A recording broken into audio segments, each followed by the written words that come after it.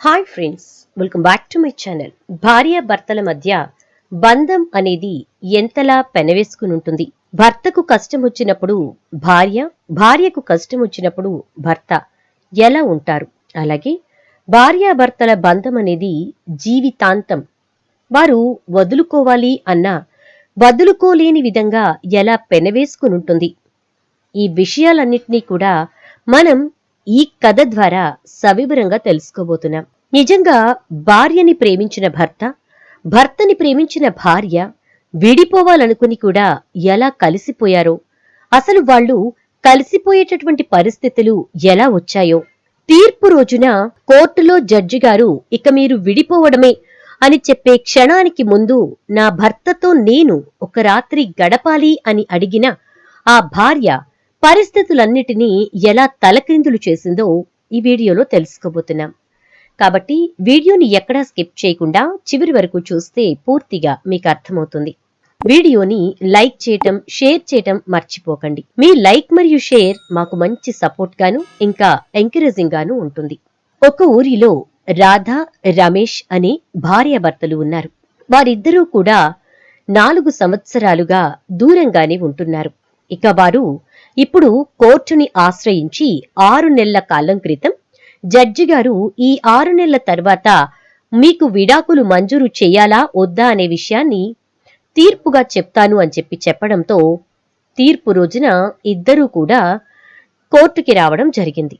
రాధా, రమేష్ ఇద్దరూ ఒకరినొకరు చూసుకున్నారు. 4 ఏళ్లుగా మనం ఈ కోర్టు చుట్టూ తిరిగాం. 6 నెలల క్రితం జడ్జి గారు ఈరోజు తీర్పిస్తానన్నారు. ఈరోజు ఈ తీర్పు మన జీవితాన్ని పూర్తిగా మార్చబోతోంది. ఎవరికి వాళ్లము కొత్త జీవితాల్ని మొదలు పెట్టాల్సిన పరిస్థితి. అలాంటి సిచ్యుయేషన్లో ఉన్న మనం రాబోయే క్షణాల్లో ఏం జరుగుతుందో అనే ఉత్కంఠతో ఎదురు చూస్తూ ఉండాలి. కోర్టులో జడ్జి గారు మీకు విడాకులు మంజూరు చెయ్యను అంటే ఏంటి పరిస్థితి అని ఆలోచించుకుంటూ ఉంటారు.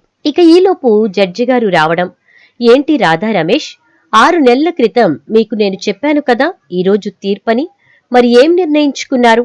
మీరిద్దరూ విడిపోబోతున్నారా లేక కలిసుంటారా అని అడిగితే ఇక రమేష్ ఏదో చెప్పబోయే లోపే రాధ, నేను మీ తీర్పుని శిరస వహిస్తాను, కానీ నాదొక్క కోరిక అంటుంది. ఏంటి అని అడగగానే, మీరు తీర్పిచ్చే ముందు రోజు రాత్రి అంటే ఈ రోజు రాత్రి నేను నా భర్తతో గడపాలి అనుకుంటున్నాను అని ఆడపిల్ల సిగ్గు విడిచి అడిగేసరికి అక్కడ ఉన్న వాళ్లంతా కూడా హేళనగా తన వైపు చూస్తూ ఉంటారు. తను అలా అనడానికి కారణం ఏంటంటే రమేష్ బల్లగుద్ది జడ్జి గారికి చెప్పాడు నాకు విడాకులు కావాలి అని చెప్పి. అలా కావాలి అన్న మాట చెప్పిన తర్వాత ఎందుకు అనే వివరణ ఇచ్చేలోపే రాధ ఇలా జడ్జి గారిని అడిగింది. దాంతో జడ్జి గారు, ఏం మాట్లాడుతున్నావు రాధా అని అంటే, నిజమే మాట్లాడుతున్నాను సార్, నాకు ఖచ్చితంగా ఈ రోజు రాత్రి నా భర్తతో గడిపేటటువంటి పరిస్థితిని కల్పించండి అంటుంది. జడ్జి గారు ఒక మనిషే కదా, మానవత్వంతో ఆలోచిస్తారు కదా, అదే ఆలోచనతో సరే ఆడపిల్ల ఇంకేదో ఆశతో అడుగుతోంది కదా, ఎందుకు కాదనాలి అని రమేష్ రాధని తీసుకుని మీరు వాళ్ల ఇంటికి వెళ్లడమో ఆవిడ మీ ఇంటికి రావడమో ఏదో ఒకటి ఆలోచించుకోండి, లేదా ఇద్దరు భార్యాభర్తలు ఇంకెక్కడికైనా వెళ్లి ఈ రాత్రి గడిపి ఒక నిర్ణయానికి రండి అని చెప్తారు. దాంతో ఇక రాధా, రమేష్ ఇద్దరూ కూడా బయటకొచ్చేశాక పలానా చోటికి రండి అని రాధే రమేష్ కి చెప్తుంది. రమేష్ సరే అంటాడు. సాయంత్రం 6-7 గంటల ప్రాంతంలో రమేష్ రాధ చెప్పిన హోటల్ రూమ్ కి వెళ్తాడు. అక్కడ రమేష్ ఎదురు చూస్తూ ఉండగా రాధ నిదానంగా ఒక్కో అడుగు వేసుకుంటూ లోపలికొస్తుంది. అలా వస్తున్న రాధని చూసి రమేష్ ఒక్కసారిగా ఆశ్చర్యపోతాడు. తొలి రాత్రి రోజున రాధ ఎంత అందంగా తయారై తన దగ్గరకు వచ్చిందో అలాంటి అనుభూతిని కలిగిస్తూ రాధ అంతే అందంగా తయారై లోపలికొచ్చింది. అలా వస్తున్న రాధను చూసి కించిత్ చలించిన రవి మనస్సు కాదు, ఇలా కాదు అని అనుకుంటూనే మళ్లీ వెంటనే మార్చుకున్నాడు. ఇక వెంటనే రాధ వచ్చి రవి పక్కన కూర్చుంటుంది. కాని తను సుముఖత చూపించడు. ఏదో గుర్తుకొచ్చినట్టుగా పక్కకు జరిగిపోతాడు. అసలు ఇదంతా ఎందుకు? ఈ రాత్రి నాతో గడపాలని అడగడమేంటి అని అంటూ ఇలా రెడీ అయి రావడంలో నీ ఆంతర్యమేంటి? అంటే మరీ ఇంతలా దిగజారిపోవాలా అన్నట్టు మాట్లాడితే, మీరు నన్ను ఏమనుకున్నా నాకు పర్వాలేదు, కానీ నాకు మీ దగ్గర నుంచి ఒక్క ప్రశ్నకు సమాధానం కావాలి అంటుంది. ఏంటా ప్రశ్న అని అనగానే, మనం ఎన్నో మధురానుభూతులతో జీవితాన్ని గడిపాం. కేవలం చిన్న చిన్న తగాదాల వల్ల విడాకుల వరకు వెళ్లిపోయాం. అంతేనా అంటుంది. అవును అని అంటాడు రవి. ఇక అలా అనేసరికి రాధ వెంటనే, మరి అంత చిన్న చిన్న వాటికి మనం విడిపోవాలి అనుకున్నా మీరు విడాకులు ఇవ్వను అని చెప్పి అన్నారు కదా, మరి ఈ రోజెందుకు మీరు విడాకులు ఇస్తాను అని అంత గట్టిగా చెప్తున్నారు అని అనగానే, అది నా ఇష్టం. అయినా ఇంతకాలం నుంచి నువ్వు విడాకులు కావలసిందే అన్నావు కదా, కొత్తగా ఇదేంటి అని అంటే, కాదు, మీలో ఏదో మార్పు గమనించాను. 6 నెలల క్రితం మిమ్మల్ని చూసినప్పుడు మీరు ఒకలా ఉన్నారు. ఈరోజు చాలా నీరసంగా ఉన్నారు.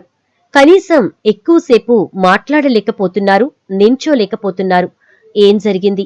ఏదో జరిగింది ఈ 6 నెలల కాలంలో. చెప్పండి చెప్పండి అంటూ రాధ నిలదీసేసరికి రమేష్ ఏం మాట్లాడాలో అర్థం కాక, ఏమీ లేదులే అంటూ ఉంటే, ఎంత మీరు నా కోసం కష్టపడుతున్నారు అనే విషయాన్ని నేను గ్రహించలేకపోతే నా మీద ఇంతలా కోపం తీర్చుకోవాలా?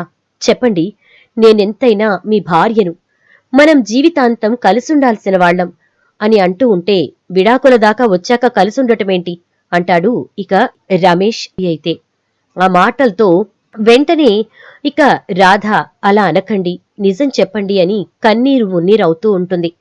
ఇక తన కన్నీటిని చూసి కరిగిపోయిన రమేష్, అవును, నిజంగానే నేను ఈ విషయంలో కొంచెం కటువుగానే వ్యవహరిస్తున్నాను.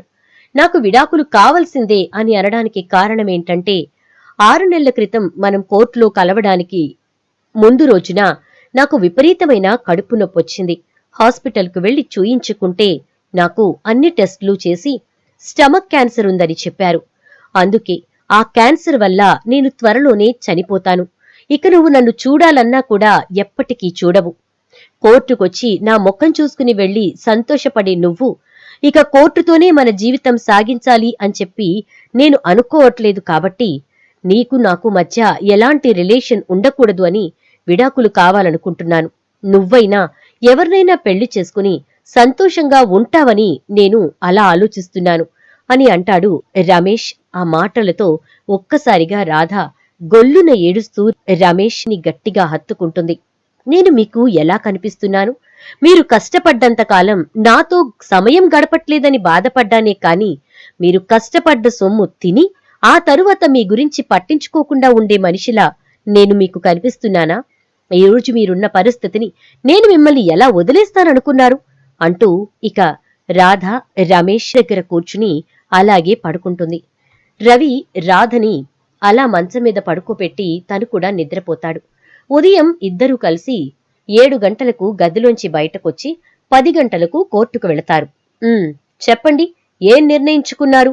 ఒక రాత్రి గడపాలని అడిగావు. ఏం మాట్లాడేవు నీ భర్తతో అని అనగానే, నేనేమి మాట్లాడానో ఏమి మాట్లాడలేదో పక్కన పెడితే నేను విడాకులివ్వదలుచుకోలేదు అంటుంది. వెంటనే రాధ తల్లిదండ్రులు, ఏం మాట్లాడుతున్నావు? విడాకులివ్వనంటావేంటి అని చెప్పని గదమాయించినట్టుగానే మాట్లాడతారు. అమ్మా, ఈ విషయంలో మీరు నన్ను మాత్రం ప్రోద్బలం చేయాలని చూడకండి. ఈ విషయంలో మీరు నాతో మాట్లాడకుండా ఉండడమే మంచిది. నేను నా భర్తతో నా అత్తింటికి వెళ్లబోతున్నాను. దయచేసి మీరు అడ్డుపడకండి అని జడ్జి ముందే చెప్తుంది. ఇలాంటి నిర్ణయం సడన్ గా ఎందుకు తీసుకున్నట్టు అంటూ జడ్జిగారు అడిగేసరికి, నా భర్తకు స్టమక్ క్యాన్సర్ వచ్చింది. అలాంటి ఆయనను ఇలాంటి స్థితిలో వదిలేసి వెళ్లడానికి నేను ఒక ఆడదాన్ని, ఒక స్త్రీని, ఒక భార్యను. రేపో మాపో నా భర్త ఆరోగ్యంగా ఉంటే ఒక తల్లిని కూడా అవుతాను అని అంటుంది రాధ. రాధ మాటలతో జడ్జిగారు చాలా సంతోషిస్తారు. నీ కోరిక మేరకు నీకు నీ భర్తకు విడాకులని నేను మంజూరు చెయ్యట్లేదు. నువ్వు వెళ్లి నీ అత్తింట్లోనే నీ భర్తతో సంతోషంగా కాపురం చేసుకో అని చెప్తారు. దాంతో రాధ తన తల్లిదండ్రుల్ని కూడా ఎదిరించి భర్తతో వెళ్లిపోతుంది. అలా వెళ్లిన తర్వాత రాధని తన అత్తగారు చాలా గౌరవంగా చూస్తుంది. ఇలాంటి స్థితిలో బ్రతుకుతాడో లేదో తెలియని పరిస్థితుల్లో ఉన్న భర్తని వదలకుండా ఇంటికి తిరిగొచ్చిన కోడలి మీద గౌరవాన్ని చూపిస్తుంది. ఇక రాధ రవికి ఆరోగ్యకరమైన ఆహారాన్నిస్తూ సంతోషకరమైన వాతావరణంలో ఉంచుతూ తనకొచ్చిన స్టమక్ క్యాన్సర్ తగ్గిపోవడానికి తన వంతు ప్రయత్నం చేస్తుంది. మెడిసిన్స్ యూజ్ చేయటం వల్ల త్వరలోనే రవి కోలుకోవటం, ఆ తర్వాత ఇద్దరు ఒక పండంటి బిడ్డకు జన్మనివ్వడం జరిగిపోతుంది. చూశారు కదా, మనం ఎలాంటి నిర్ణయం తీసుకోవడానికైనా ముందు ఒక్క క్షణం ఆచితూచి ఆలోచిస్తే మనకు మంచి మంచి నిర్ణయాలు వస్తాయి. వాటి వల్ల మంచి రిజల్ట్స్ కూడా వస్తాయి. ఈ విషయాన్ని ముఖ్యంగా భార్యాభర్తల బంధం విషయంలో గుర్తు పెట్టుకోవాలని ఈ చిన్న కథను మీకు చెప్పడం జరిగింది. కథ మీకెలా అనిపించిందో తప్పకుండా మాకు కామెంట్ రూపంలో తెలియచేయండి. వీడియో నచ్చితే లైక్ చేయటం, షేర్ చేయటం మర్చిపోకండి. మీ లైక్ మరియు షేర్ మాకు మంచి సపోర్ట్ మరియు ఎంకరేజింగ్ గా ఉంటుంది.